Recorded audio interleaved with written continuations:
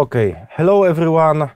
Today I'm talking with Steven Baskerville, our constant collaborator and professor at the Collegium Intermarium. Steven Baskerville knows very well our young university because you have been with us since the very beginning of the whole project. Present at the creation. Yes, exactly. Since the moment of establishing our collegium, I remember you were present at our first international scientific conference. Mm-hmm. It was in April 2021. Mm-hmm. You have had a lot of lectures, seminars at the Collegium Intermarium. Also at the Faculty of Law, at our law studies for rather younger students, and also at the LLM program in Human Rights and International Dispute Resolution, a postgraduate studies addressed to older students, to those who are more advanced and more experienced. So you have gained a lot of experience at the Collegium Intermarium.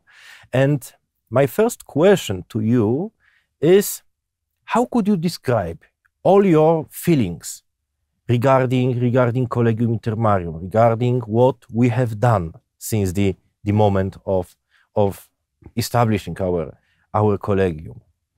Well, first of all, let me start by saying I remember the conference very well, the organizing conference that we started almost 2 years ago now. I remember I spoke on the subject of academic freedom, which at the time was something I was very concerned with, and I'm still very concerned with academic freedom because it's in such a sad state in most of the universities in the Western world. So I was very hopeful and gratified that, not only that was I asked to speak at this conference, but I was asked to speak on a subject like academic freedom, and that the Collegium Intermarium was kind of putting itself on record. Here we are. This is what we believe about academic freedom, and this is one of our professors is going to say it. So here we are. In the future, this is you can hold this against us, so to speak, or you can hold it against me if I don't uphold it. So it's a I was very gratified about that. Mm-hmm. And that kind of encapsulates the way I felt about the project from the beginning. I think that the academic world in the West is, and I've taught throughout the West, in the United States, Britain, Western Europe. I've been very saddened by the condition of academic life generally, and especially academic freedom and the quality of scholarship and the ideologies that have come to dominate academics. Mm-hmm. So I'm been very hopeful and very gratified to be part of this project because it's an attempt to say no, to resist the trends, and to be defiant, if you like, and defy the negative trends that are going on. So I couldn't be happier. We are very happy too.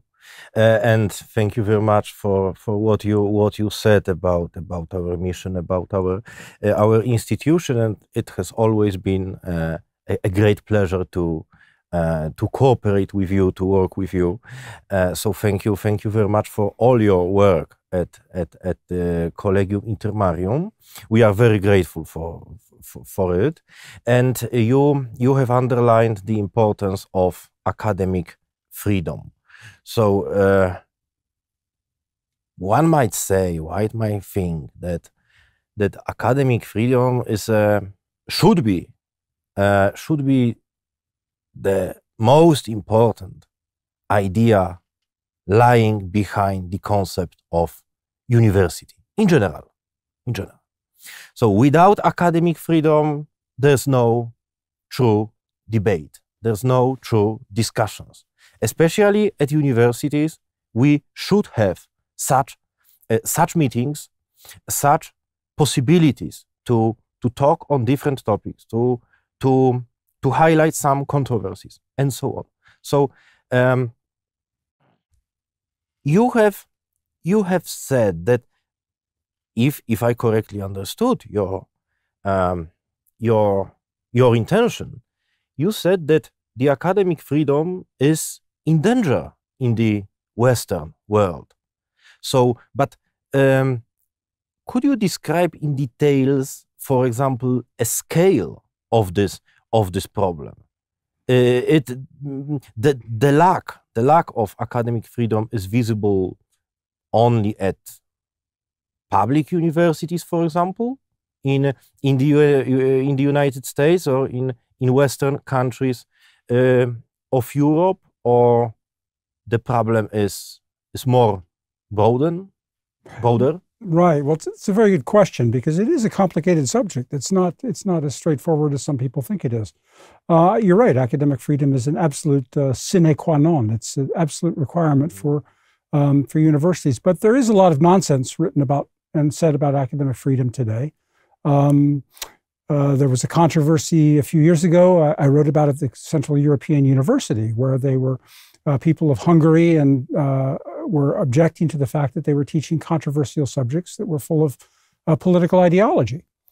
And they used academic freedom as they cried foul and said their academic freedom was being infringed because they couldn't teach radical political ideologies in the classroom. Well, this is, of course, this is nonsense, of course. Universities have missions, and they have moral obligations to keep,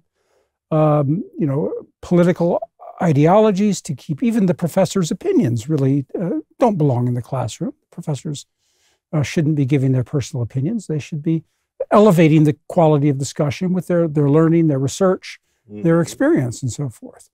And by the same token, some universities are Christian universities. They have creeds.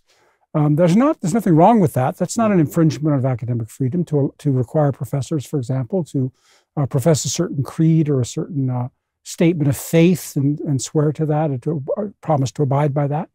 There's nothing wrong with that. The place where academic freedom, and by the same token, if somebody wants to create a Marxist university and require the professors all to be Marxists, well, then that's their right. They can do that.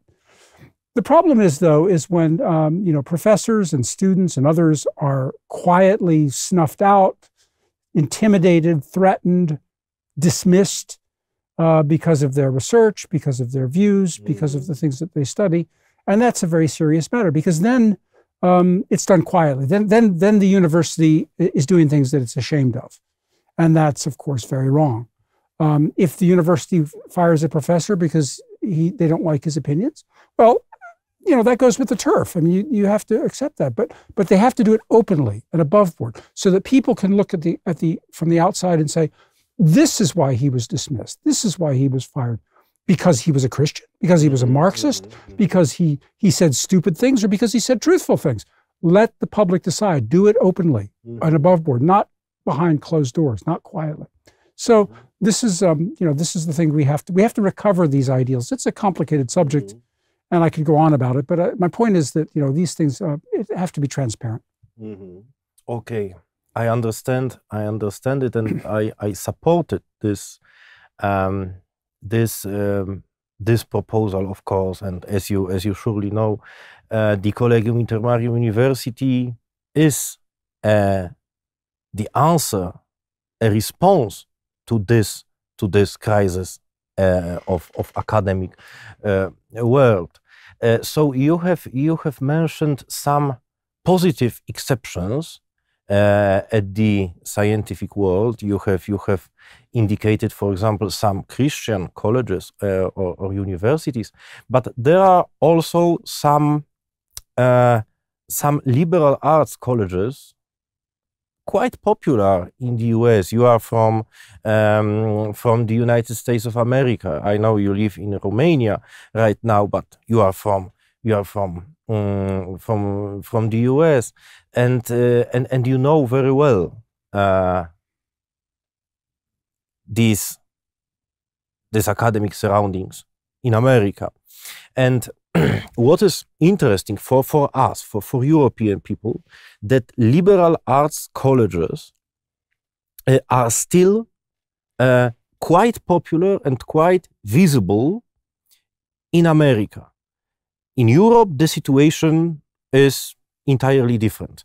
Generally speaking, the idea of liberal education is forgotten. Is forgotten, unfortunately, in Europe. So I think that the situation, general situation in the US is, in spite of all, better than the situation in Europe. And Collegium Intermarium is, I don't know, maybe even the only one university, academy in Poland, inspired by the idea of liberal education. A few days ago, we were talking at our collegium about such colleges like Thomas More College, Magdalen College, Thomas Aquinas College, Christendom College. You pointed out it, and what do you think? What do you recommend? Oh, it's a better question. What do you recommend for us? What we should do to implement the original idea of classical liberal arts studies nowadays, and what we should do to make this proposal attractive and interesting for modern young people? Well, I mean, you're right. This has very much been an ideal of American higher education from the very beginning. I think in many ways the practice of liberal arts education in the United States has become, at best, very uneven. I mean, there are still some institutions that are faithful to this ideal of the classical liberal arts education. I might add the classical Christian liberal arts education, because almost all of them were originally Christian institutions in Europe and the United States. In the United States, many of those institutions have become, I think, their commitment to that ideal has become perfunctory. I think you have to be very careful of, even in the U.S., of institutions that profess to honor this ideal, but in fact are subverting it or turning their backs on it. Sometimes even not only liberal arts education, but also even conservative Christian universities have had controversies about that, and are not always faithful to the ideal they profess. So it's a constant effort. It requires constant self-scrutiny, self-criticism, to make sure that one is, honoring more than just the ideals, more than just words, more than just rhetoric, but that we're really putting this into practice. So to answer your question, how do we implement it here? Well, I think we've made a good start at Collegium Intermarium. I think the elements of a classical education are there on the undergraduate level and postgraduate. There are a number of applied courses. Law courses, of course, are by definition applied courses. But even in those, these ideals of liberal arts can be incorporated, I think, realistically and fruitfully. But it does require a certain amount of self-scrutiny, a certain amount of self-awareness, that these things don't become perfunctory, they don't become, honored in the breach, as we say. So I think we need to watch ourselves. We need to constantly have discussions about this, and get feedback from the students and from the faculty, the professors, because it is a challenge. I mean, the pressures on higher education today are just enormous, and they're subtle. They're subtle and they're enormous, and they come from different quarters. And just because we profess to be conservative or Christian or liberal arts, and it's a problem, according to some people. And some people don't. And some people are throwing out the ideal altogether. They're simply abandoning it. And so it takes a certain amount of fortitude. It takes a certain amount of courage and self-awareness to stay faithful to this. Okay, so thank you very much for your recommendations. And the last question about the Collegium Intermarium University to you, generally, what we should improve? This year, for example, your challenge for us. What could you indicate? Well, I mean, it's a new university. It's started on a shoestring. It started, of course, a small number of students. It's impossible to get everything perfect the first year or the first 2 years or the first 5 years. There's many things that need to be done. We've had the challenges, of course, of COVID. We do as many courses as possible in person, but some of them have been online, partly because the faculty are from different places, partly because of the lockdowns and so forth. So there've been a lot of challenges, and sometimes the online courses can be. I've been surprised. I never thought I'd say this, but sometimes the online courses, which I don't prefer usually, but sometimes they are have advantages in some ways if it's not overdone. So I think we need to push it more. What we're doing, I think it's difficult. Communication is difficult. Communication among the administration, the faculty, the students, when things are done online, when things are done by email, electronically, communication is a constant challenge. Getting input from the students and input from the professors in the administration is not easy in these circumstances. So I think that's something we have to, be constantly aware of and to try to improve where it's possible. Okay, so thank you. We are going to improve it, of course, and we, as you say, and as everyone knows, we are a very young university, the youngest university in Poland. In fact, we are almost 2 years old, so we are aware that we have to do a lot to become, to become the best, of course, and we know that this is a great challenge for us, very demanding, and it will last for sure many years. But we would like to, as academics, generally speaking, professors and academics, we are teachers. But a real teacher should be also a real student. So therefore, for example, you are here to support us, to advise, to give us some advices. What we could, what we should improve to be better, to be the best. So thank you very much for all your recommendations. They are very very important and very useful for us. As you know, we were discussing about many other things many times in the past, and for sure we will continue this in the future, for sure. And at the end of our interview, I'd like to change the topic, and I'd like to say something about your latest books,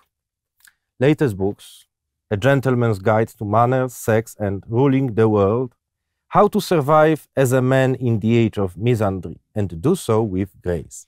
So very interesting title of the book, and generally very interesting book. It's interesting that you, as a scholar, your main academic and research field is political science, and if I'm correct, this book comes from your hobbies, for example, from your not strict academic interest, and my question is, apart of that, next week, you have a special meeting, a special talk devoted to promote this interesting work. But my question is, why you have decided to devote one of your book to a problem of being a gentleman? So what problem do you see nowadays, and what you'd like to change uh, as for man's behavior in modern world? Well, you're right. It's kind of paradoxical in some ways, although in some ways it's consistent with what I've done before. I've written and researched for years now issues from a standpoint of political science, the politics of it. I've researched subjects like the family and marriage and divorce and issues of men, particularly. And as I say, by training, political science is my field, and I've studied the background of it, and I've written several books on the politics, current politics and history of the family, sexuality, marriage, relations of men and women, parenthood, and men in particular. I guess increasingly along the way, I got the conviction, came over me, that the politics could only go so far, that I wanted to elucidate and inform the world about, as I saw it, the problems of the family, sexuality, men, from a political standpoint, but that at some point I felt like men have to be leaders and they have to do things on their own. And therefore I needed to write something not in the third person, but in the second person, addressed to you, addressed to the reader, to help readers, help men develop, first of all, the state of mind, the self-awareness, the attitudes they needed to improve themselves, but to also to improve their status as men, the status of men, the status of the family, and the society generally. So I wanted to give men practical advice on this. And the more I thought about it, the more I realized it's actually not that different from what I was doing in political science. I mean, if you look back in history, it's an old genre. It goes back to the Middle Ages. It really began to flourish in the Renaissance. And some of the examples of the advice book for men have become classics of political thought. The obvious one, perhaps Machiavelli's The Prince, Castiglione's book, The Courtier. In England, the English-speaking world, there was George Eliot's The Book of the Governor. And all of these books were addressed to gentlemen, and there were many, many, many more, attempting to elevate the status of men, elevate the status of gentlemen. But especially what they all emphasized, and what I emphasize in this book, and what many books don't emphasize nowadays, is the element of ruling. That to be a man, to be a gentleman, you really are ruling. If you're only ruling yourself. If it never goes beyond that, it's still ruling. You start with yourself. As Milton said about Oliver Cromwell, he learned to rule, to command others because he first conquered himself. And so this was, and I realized that this was, for reasons I explain in the book, inseparable. Inseparable from being a man, from being a gentleman, is accepting the responsibility first yourself, then for those closest to you, your loved ones, your family, your neighbors, your compatriots, your work associates, and only then everyone else in the world. It doesn't, if you start with everyone in the world and trying to save everybody in the world, then you become an ideologue. And that's exactly, and that's really a troublemaker.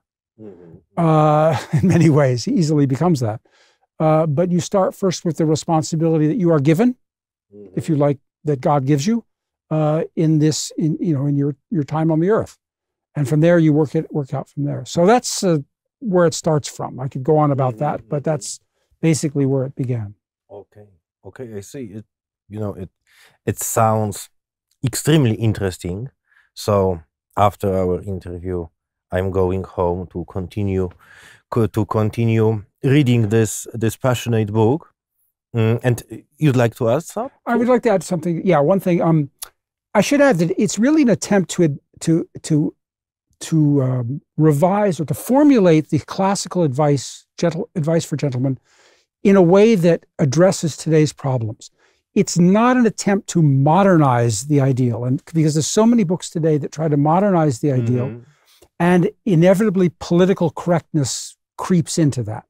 In other words, more and more books, the number of books I looked at where giving advice to men, and the advice was basically, you should be more like women. And I didn't want that book, and it's not that book. It's a book that tries to, one of the things that surprised me about writing the book is how much of the traditional advice is still tried and true. It's still valid.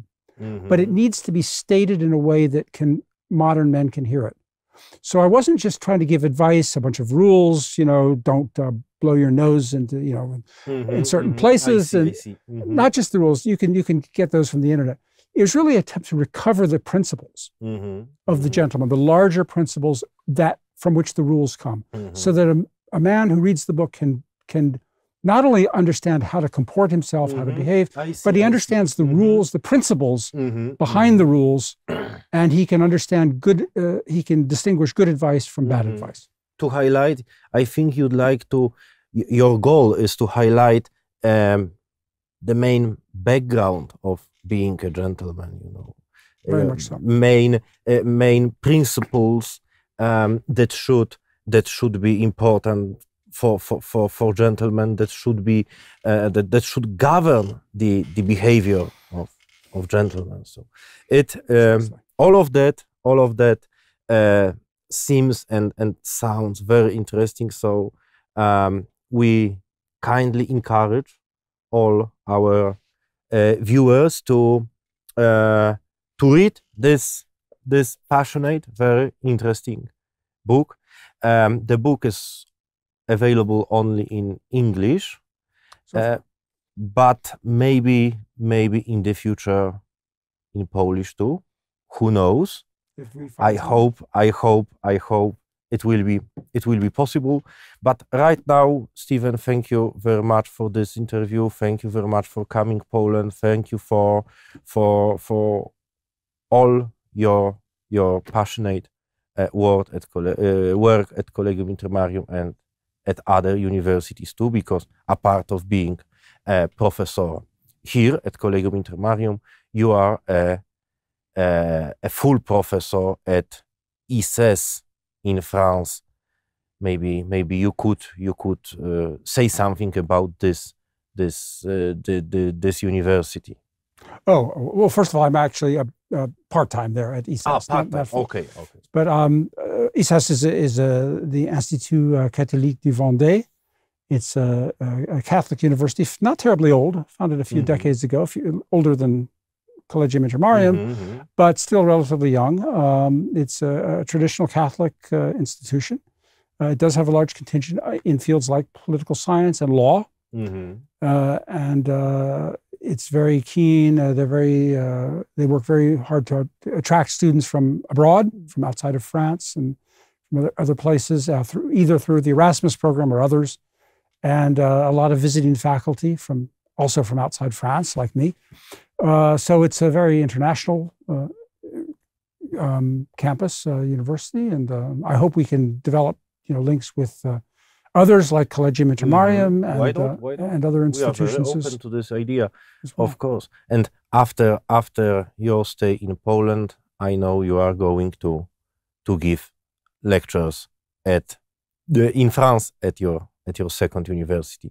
So thank you very much once again, and see you soon. In fact, my pleasure, and thank you as well. It was my pleasure too. Thank you, and see you.